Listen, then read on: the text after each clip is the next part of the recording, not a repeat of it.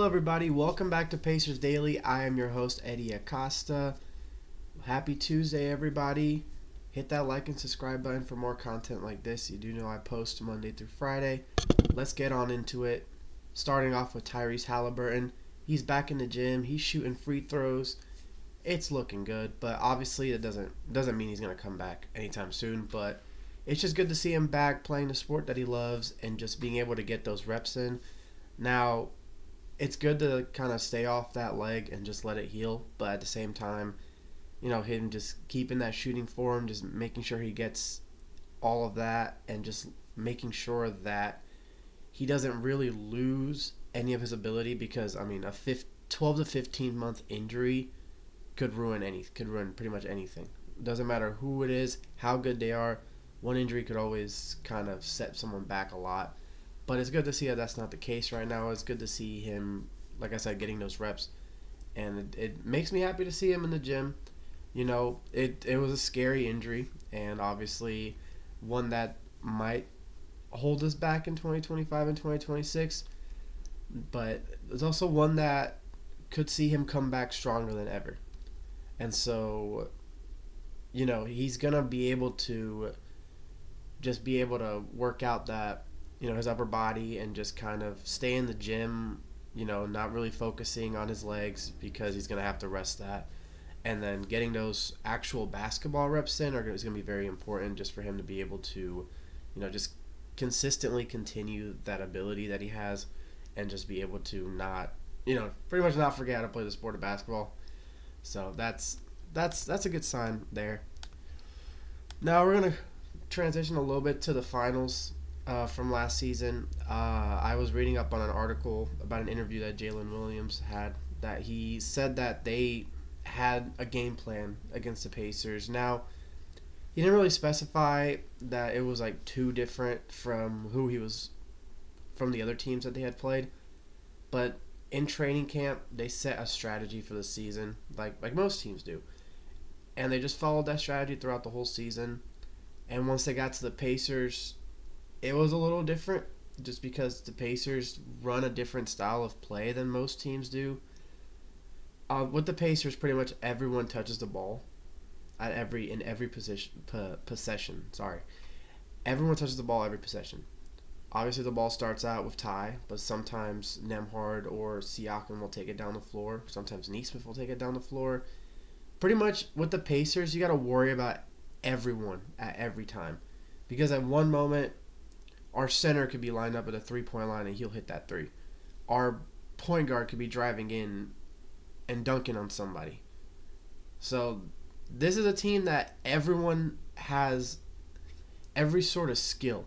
Now, whether some people are better than others at three-point shooting. Some people are better than others at mid-range, driving in, rebounding, layups, everything. Everyone is good at something. But everyone's also at least decent at everything around. Now, we didn't have Isaiah Jackson or James Wiseman last year, who would have probably been our two worst three-point shooters. But they're also pretty good for traditional centers. Now, I'm excited for Isaiah Jackson to really show what he could do because he looked like he was going to have both of them looked like they were going to have a good season last year.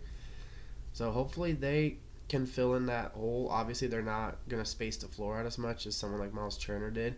But we do have Jay Huff for that. We can see how much he can space the floor as a Pacer. But going back to really the way that the Thunder strategized against the Pacers, yeah, it ended up working because they beat us 4-3.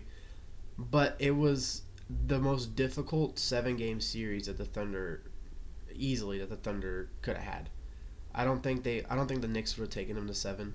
I don't think the Bucks. I don't think the Celtics. I don't think any other team would have taken them to 7 in the finals. Just the way the Pacers play together and the way they kind of just lock in that fourth quarter, even if they're down by 15, it's just a different breed. Now over to the daily, trade candidate or free agent candidate. I've probably talked about him before, but it's Walker Kessler. The Jazz have so many players, they got good players that just shouldn't be on their team because the Jazz, as of right now, have no direction. They have some young players. They just drafted Ace Bailey, and then they got Isaiah Collier, some pretty good players. But they did just trade Colin Sexton, who was one of their better role players. And Lauri Markkanen's probably going to be traded too. I might talk about him soon. I know I talked about him at the beginning of the offseason. But both Kessler and Markkanen are kind of just stuck in Utah right now.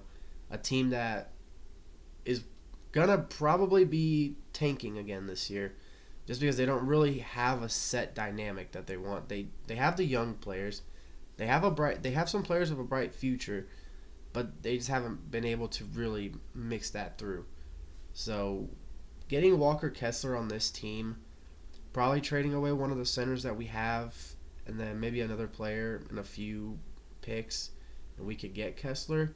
Now, Kessler is a heck of a rebound and a heck of a shot blocker, so those are two very important things that we could use on this team, especially from if he comes to Indy, he's gonna be the starter, no matter who else is gonna be the center.